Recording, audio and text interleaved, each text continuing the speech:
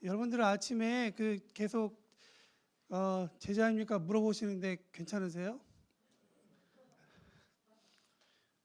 저는 이제 아침마다 예배 끝나고 나면 이제 설교하신 분들 설교 편집하고 그다음에 뭐 점심 때쯤 이렇게 다시 여러분께 드리잖아요.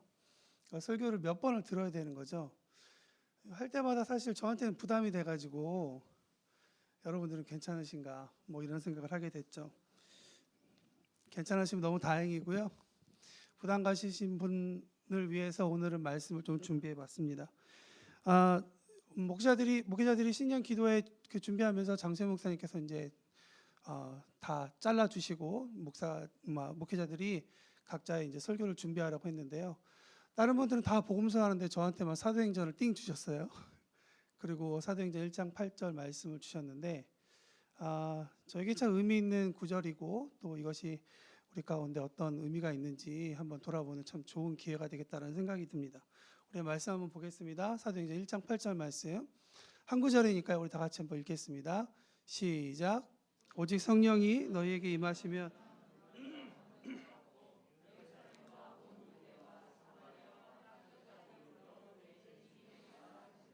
아멘.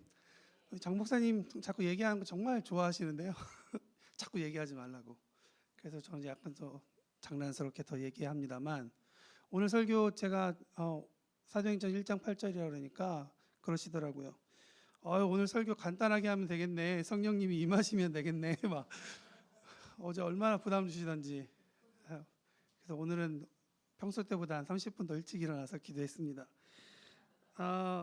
제자의 삶에 대해서 이야기할 때 조금 저는 개인적으로 좀 부담이 되거든요. 뭐 예수님한테 굳이 막 제자로 살아야 되냐, 꼭 굳이 그러한 뭐 이렇게 적당하다는 게 나쁜 의미가 아니라 그냥 그렇게 뭐 너무 특출나지도 않게 그렇게 신앙생활하면서 살아가는 것도 얼마나 좋겠냐. 근데 제자하면 약간 좀 뭔가를 해야 될 것 같고 좀 그런 생각이 좀 들죠. 그래서 정세 목사님이 제자란 무엇이지 첫째 주 첫날 이렇게 딱 말씀 요약을 해주셨어요. 오늘 끝나면 또 잔소리 듣겠네요. 네, 집에 가시면서 첫날 있었던 말씀 돌아보시면 제자란 뭐냐 아주 정리를 잘 해주셨어요. 저도 그 얘기를 이렇게 쭉 들으면서 제 나름대로 정리를 해봤어요. 예수님께서 제자와 또 제자가 아닌 무리들을 나누어 주신 그 이야기를 통해서 우리가 바라볼 수 있는데 이것을 단어를 좀 정리를 해봤습니다. 그러면 팬이란 단어는 아마 그런 의미인 것 같아요. 그러니까 내가 좋고 내가 정말 좋아서 따라다니고 함께하고 하는 그런 부분들이죠. 제자란 단어를 어떻게 정리할 수 있을까라는 생각을 해보니까 저에게는 딱 그냥 영어 단어 하나가 딱 생각났어요. 영어도 잘 못하지만 리폼이라는 단어예요. 그러니까 내가 가지고 있었던 모든 폼들을 다시 맞추는 것을 이야기하는 거죠. 저는 푸른나무 교회가 세상에서 제일 좋은 교회라고 정말 생각하고요. 왜냐하면 제가 푸른나무 교회 시작하면서 같이 있었는데 저희 예배에 대한 개념을 바꿔준 교회이기 때문에 그래요. 그 전까지는 주일날 와서 예배 드리고 뭐 10분 전 와서 예배 드리고 기도하고 예배 드리고 그 다음 예배 끝나고 나면 밥 먹고 돌아가는 게 주일 생활이었거든요. 그리고 뭔가 은혜 받고 뭔가 하나님의 임재를 경험하려고 하면 수련회나 아니면 어떤 특별한 예배 시간을 마련해 가지고 가야 뭐 수련회 간다 이래 은혜 받으러 가야지 약간 이런 마음이 있었던 것 같아요. 대학교 시절에. 근데 신대원을 한국으로 와서 한국에서 공부하면서 푸른나무 교회 개척할 시기에 같이 했는데 그 당시에 느꼈던 게 너무 신기한 거예요. 왜냐하면 주일마다 하나님께서 일하시는데 정말 이 교회는 주일날 예수를 한 번도 영접하지 않았던 오히려 불교 신자였던 분이 교회에 와서 주님을 영접하고 또 주님에 대해서 더 알아가고 싶은 그런 마음들이 생기는 것을 보고 참 이 교회 신기하다. 주일 예배란 이런 거구나라는 생각이 들고 다시 제가 이제 남미로 돌아가서 10년 정도를 살 때 그런 마음으로 또 그렇게 또 함께 그 주일날 예배를 준비하는 그러한 일들이 있었습니다. 그리고 다시 돌아왔는데 여전히 푸른나무 교회가 그런 교회가 되어서 참 좋아요. 그리고 제가 좋아하는 교회가 푸른나무 교회라면 제가 제일 좋아하는 목사님은 누구겠습니까? 장수현 목사님은 두 번째고요. 곽수환 목사님이 정말 좋죠. 오늘 오면서 그 생각을 했는데요. 난 정말 곽 목사님에 대한 제 마음, 거의 20년 동안 이제 알게 됐는데 이런 마음이더라고요. 한쪽에서는 정말 곽 목사님을 좋아하는 팬과 같은 마음이고, 한쪽에서는 곽 목사님의 목회를 배우는 제자의 마음이고, 제자와 팬과의 그 마음 가운데 왔다 갔다 하는 그런 모습을 보게 되는 거예요. 그러면서 그분의 모습을 보면서 저희가 배워야 할 것을 배우고, 제가 뜯어 고쳐야 할 것은 뜯어 고치고 있는데요. 저의 이러한 그 함께 푸른나무 교회에서 목회를 하면서 배우고 있는 모습들을 나중에 좀 더 시간이 지나고 나면 제 모습이 또 정리가 되겠죠. 제가 그때 곽수환 목사님한테 무엇을 배웠다, 푸른나무 교회에서 배운 것처럼 그렇게 배웠다. 그래서 리폼된다라는 것이 저에게는 제자라는 이야기인 거예요. 그래서 우리가 제자라는 이야기를 볼 때 대부분 왜 제자라는 단어가 부담스러우신 분들한테는 왜 부담될까라는 생각을 해봐요. 그러니까 저에게 적용해서 생각해 보면 아마 제자라는 단어 가운데 늘 함께 동행하는 훈련이라는 단어이기 때문에 그런 것 같아요. 훈련. 어떤 분들은 훈련 받는 거 정말 좋아하시거든요. 근데 저는 제가 좋아하는 거에 대해서 훈련 받는 건 정말 좋지만 제가 싫어하는 것에 대해서 훈련 받는 것은 좀 그렇게 달가워하지 않아요.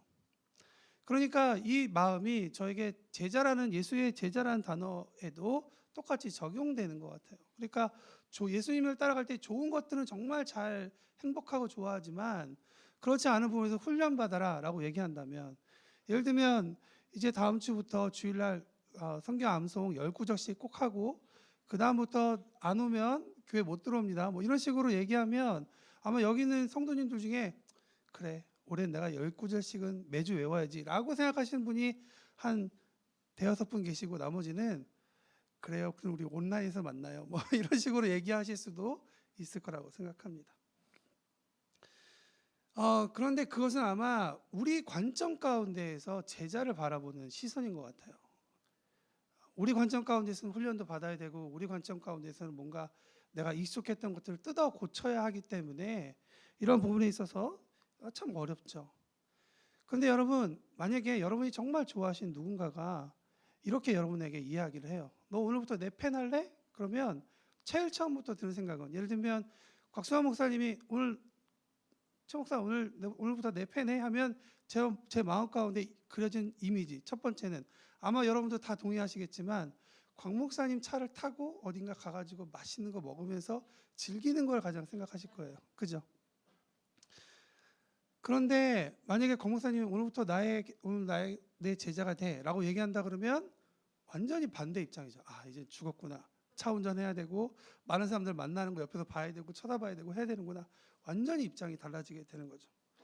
여러분, 그렇지만 그것을 가르치는 입장에서, 선생의 입장에서, 그리고 그것의 스승의 입장에서 바라본다 그러면 여러분, 진짜 이것을 우리가 어떻게 바라볼 수 있느냐, 내가 잘못되어 있는 폼들을 가지고 계속 이 일을 하다 보면, 내가 잘못된 폼으로 이 운동을 하다 보면, 이 걸음을 하다 보면 그대로 지금은 편하고 지금은 익숙하고 지금은 쉽겠지만 그러나 멀리 가지 못한다는 것을 아마 여러분들이 다 아실 거예요. 이것이 목회뿐만 아니라 어떤 노래이든지 아니면 사업이든지 누구든지 아마 그럴 거예요. 아마 우리나라에서 돈을 제일 많이 버는 누군가가, 아니면 전 세계에서 가장 돈을 많이 버는 누군가가, 가장 명성 있는 누군가가, 가장 도덕적으로 훌륭한 누군가가 오늘부터 제가 당신 1년 안에 정말 나와 같이 만들어 주겠습니다, 나의 제자가 되십시오라고 얘기하면 아마 여러분들 정말 기쁜 마음으로 따라갈 거예요. 왜냐하면 1년 후에 내가 그런 모습이 될 수 있다라는 그런 기대감이 있기 때문이죠. 그러나 이것이 팬의 입장과 제자의 입장은 너무나도 다르다는 거예요. 팬은 그냥 즐기면 되지만 제자는 그 즐김과 더하기 그 스승이 나에게 가르쳐주는 그 새로운 폼을 가지고 새로운 인생을 살아가게 된다는 관점에서 바라보면 팬과 제자 입장은 너무나 다른 거예요. 또 한 가지, 팬은 그냥 내가 지금까지 살아왔던 인생 가운데 더 즐기는 무언가 하나가 더 추가되지만, 제자가 된다는 것은, 다시 리폼된다는 것은 새로운 삶을 살기 시작한다는 거예요. 새로운 삶. 그럼 여러분 새로운 삶을 시작하는 것이 그럼 쉬울까요? 내가 이전까지 살아왔던 내 방식을 어쩌면 다 뜯어 고쳐야 될 수도 있고, 그러니까 오래되면 오래될수록 내가 나쁜 버릇을 가지면 가질수록 모든 것을 다 뜯어 고치는 것이 그 제자된 삶의 모습이라는 것이죠. 여러분, 예수님께서 오늘 말씀 가운데 예수님께서 승천하시기 전에 말씀하신 사도행전 1장 8절은 정말 예수님께서 무엇을 원하실까? 여러분, 이 한 문장 가운데에서 정말 조사도 빼고 뭐 여러 가지 다 빼고 나서 정말 중요한 한 문장만 딱 남기게 되면 뭐가 되냐면 너희가 될 것이다라는 문장밖에 남지 않는 거예요. 우리가 인생 가운데 다 무엇인가 되고 무엇인가 되기 위해서 살아가고 있죠. 무엇이 되리라라는 헬라어 에이미는 영어로 말하면 비동사 같은 단어인 거죠. 그래서 이 단어는 뭐 나는 무엇이다, 너는 무엇이다라는 그런 의미도 해석되지만 이 단어가 이 헬라어 가운데 쓰여질 때는 어떤 한 장면 가운데에서 분명히 존재해야 될 때 그 사람을 끌어내어서 설명하기 위해 아니면 그 사건을 설명하기 위해 이 aim이라는 동사를 사용하게 되는 거예요. 그러니까 그 사람이 존재하지 않으면 이 단어는 존재하지가 않는 거예요. 그러니까 너희가 되리라라는 이 말씀이 이 존재하기 위해서는 거꾸로 말씀드렸습니다. 그러니까 예루살렘과 온 유대와 사마리아와 땅끝까지 복음이 전해지고 하나님 나라가 선포되기 위해서는 그런 일들이 많이 일어날 것인데, 근데 이 사건이 너희가 제자가 된다라는 그 예수님의 말씀이 먼저 선포되지 않으면 이 구절은 성립되지 않는다는 것을 하나님은 말씀해 주고 있는 것이에요. 증인이라는 단어는 헬라어 마르투스라는 단어에서 나오는데요. 흔히들 이것이 그 영어로 순교자라고 번역이 많이 돼요. 근데 이 마르투스라는 단어는 순교자라는 뜻을 가지고 있지는 않아요. 근데 1세기 초대 교회 그리고 그 초대 교부들이 많이 순교했기 때문에 예수님을 증언하면서 순교했기 때문에 이 아마 마르투스라는 단어가 순교자라고 이야기를 하는 것 같아요. 근데 이 사람들이 참 쉽게 살 수도 있었고 쉽게 죽을 수도 있었거든요. 그것은 무엇 때문이었냐면 예수가 그리스도라는 사실을 그들이 더 이상 고백하지 않으면, 증거하지 않으면 그들은 그냥 쉽게 살 수 있었던 거예요. 다시 말하면 너희들 그거 말고 그냥 이런 돈을 이만큼 가져와, 너에게 명성을 이렇게 가져와 라는 그런 게 아니라, 다른 것이 아니라 예수가 그리스도라는 그 도를 가르치지만 않으면 그들은 살 수 있었어요. 그럼에도 불구하고 그들은 고백했기 때문에 죽음을 맞이하게 된 것이죠. 예수가 그리스도임을, 유일한 구원자이심을 경험했기 때문에 뿐만 아니라 몇 사람에게만 주어지는 특별한 은혜가 아니라 이것은 모든 사람에게 주어지는 은혜다라는 것을 그들이 알았기 때문에 잠잠하지 않을 수가 없었다는 거예요. 무엇보다 그들은 하나님께서 그들 가운데 거하심으로 인해서 말로는 다 형용할 수는 없지만 하나님의 계심을 분명히 체험하고 경험했기 때문에 하나님이 필요한 사람들에게 잠잠할 수가 없다는 거예요. 여러분, 이거는 우리 가운데에도 너무나도 쉽게 아주 지금도 일어나고 있는 일들이에요. 그죠? 가장 맛있는 거 보면, 예를 들면 누군가 교회 올 때 목사님 이 압구정동에서 제일 맛있는 게 뭐예요? 라고 얘기하면 가장 먼저 생각나는 것을 이야기하죠. 내가 경험한 것, 내가 좋아하는 것. 아마 여러분들도 그런 것 같아요. 근데 여러분, 이 사도행전 1장 8절은 우리에게 무엇이 되리라라고 이야기를 하는데요. 그러면서 한 가지 중요한 포인트를 또 집어주고 있어요. 그 뭐냐면 지금 성령이 사도행전 1장 8절에 들어오면서 이 시대가 바뀌고 있다는 것을 우리에게 얘기해 주고 있어요. 다시 한 번 더 사도행전 1장 8절 말씀 한번 읽어보도록 하겠습니다. 다 같이 읽을까요? 시작. 예루살렘과 온 유대와 사마리아와 땅끝까지 이르러 내 증인이 되리라 하시니라. 아멘. 그리고 출애굽기 40장 38절 말씀 읽어보겠습니다. 시작. 낮에는 여호와의 구름이 성막 위에 있고 밤에는 불이 그 구름 가운데 있음을 이스라엘 온 족속이 그 모든 행진하는 길에서 그들의 눈으로. 여러분, 이 구절의 차이점이 뭔지 아시겠죠? 제가 지금 시간이 없기 때문에 말이 좀 빨라지고 있어요.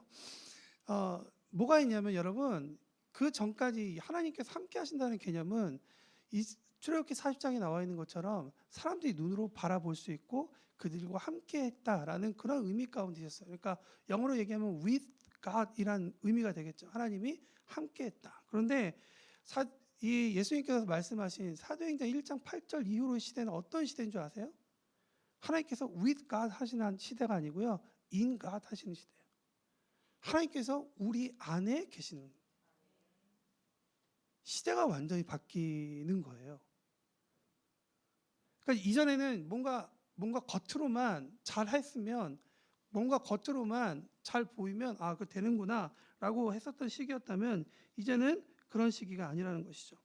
어쩌면 우리 가운데 사막에서 불기둥과 구름기둥을 체험하지 못했기 때문에 지금도 내가 오늘 예배 끝나고 나서 지하철 타고 갈 때 아니면 내가 운전하고 갈 때 내가 교회에서 딱 나가자마자 불기둥, 구름기둥이 딱 붙어가지고 쫙 이 압구정동, 청담동 내가 가는 길을 딱 보여준다 그러면 누가 하나님을 안 믿겠어요? 내 자신도 그걸 믿을 것 같아요. 저 똑바로 살아야지. 근데 요즘 시대는 그렇지 않다는 거죠. 그럼에도 불구하고 우리 가운데 하나님께서 눈에 보이지 않지만 그러나 한 사람 한 사람에게 성령님을 주시고 그 마음 가운데 하나님의 살아계심을 분명히 가르쳐주고 있다는 거예요. 낮에는 구름기둥, 밤에는 불기둥을 따라가는 그러한 기분, 시내산에서 하나님을 그런 만나는 그런 드라마틱한 모습을 우리는 강구하고 있지만 어쩌면 모세와 또 구약의 많은 사람들이 현재 우리를 되게 부러워할 수 있다고 생각해요. 뭐냐면 그들은 하나님을 만나기 위해서 찾아갔는데 오히려 우리에게는 하나님이 우리 안에 계시다는 것이죠. 그리고 우리가 어찌할 바를 모를 때 성령님께서 우리에게 방향을 가르쳐 주신다는 거예요. 그럼 이것이 정말 우리 가운데 있는 큰 변화와 큰 시대의 흐름의 변화라고 생각합니다.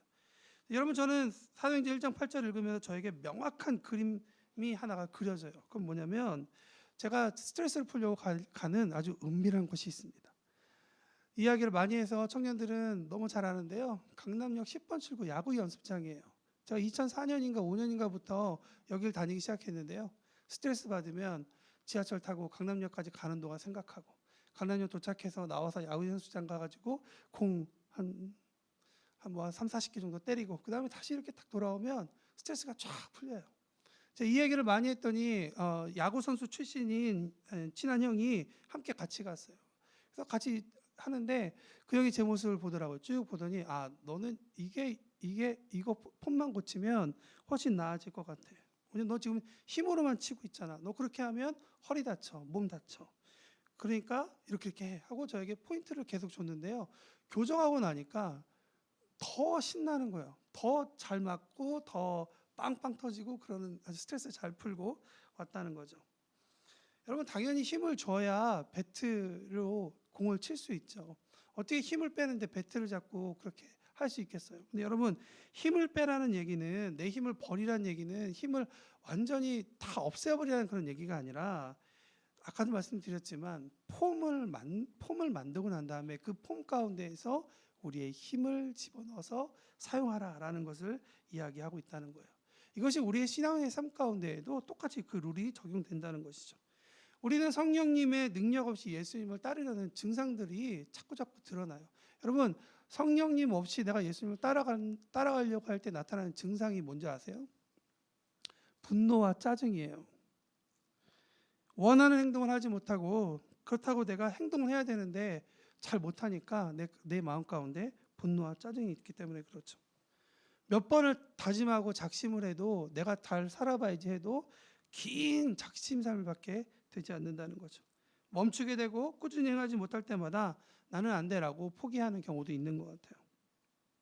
자신에 대해서 포기하는 일이 반복되면서 신앙생활에 대한 기준도 기대도 낮아지는 모습을 발견하게 되는 거죠. 그래서 나는 안 돼라는 그런 것들이 계속 반복되다 보니까 교회에 다니면서도 그냥 껍데기로만 다니는 거예요. 왜냐하면 껍데기, 분노, 짜증 이런 거는 한 2시간만 잘 포장하면 되거든요. 교회 와가지고 은혜 받는 척하고 돌아가서 그냥 내 생활을 하면 되니까요. 이것이 계속 반복될수록 신앙생활은 계속 처지게 되고 또 신앙생활 너무나 점점 어려워진다는 것을 우리는 알게 된다는 것이죠. 그래서 우리는 분명히 알게 돼요. 내가 지금 신앙생활을 예수 그리스도의 이름으로 하는가, 성령의 힘으로 하고 있는가, 아니면 내 자신의 힘으로 하고 있는가. 갈라디아서 3장 3절에 보면 성령님은 사도 바울을 통해 성령님이 능력이 인간의 노력을 강조하는 갈라디아 교회 지도자들과 그 가르침을 받아서 자기 힘으로 살아가는 사람들에게 그리고 또 우리에게 이렇게 말씀하고 있습니다. 너희가 이같이 어리석으냐? 성령으로 시작했다가 이제 육체로 마치려 하느냐. 조금 더 직설적으로 이 구절을 표현하자면 자기 힘으로 신앙생활을 하려는 것은 더없이 멍청한 짓이다. 제 말이 아니라 우리가 지금 텍스트북으로 읽고 있는 그 책에 나와 등장하고 있는 그런 단어인 거죠.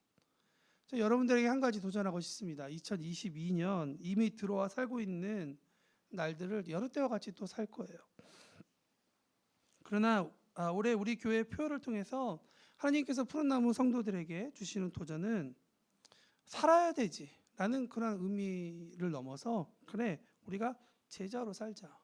리폼할 건 리폼하고 그다음에 우리가 새롭게 만들어서 하나님께 기쁨이 되는 그런 삶을 살자. 성령의 임재하심과 권능으로 어느 곳에든지 그분의 제자로 살자라고 도전하지 않으실까라는 생각이 듭니다. 저에게 주시는 도전은 이런 도전이죠. 너는 목사잖아. 수많은 목사 중에 예수 제자 되는 목사가 됐으면 좋겠다. 너는 아들이잖아. 수많은 아들들 중에 예수님의 제자인 아들이 되었으면 좋겠잖아. 너는 아빠이고 남편이잖아. 수많은 아빠들과 남편들 중에 예수 제자인 가장이 되었으면 좋겠다.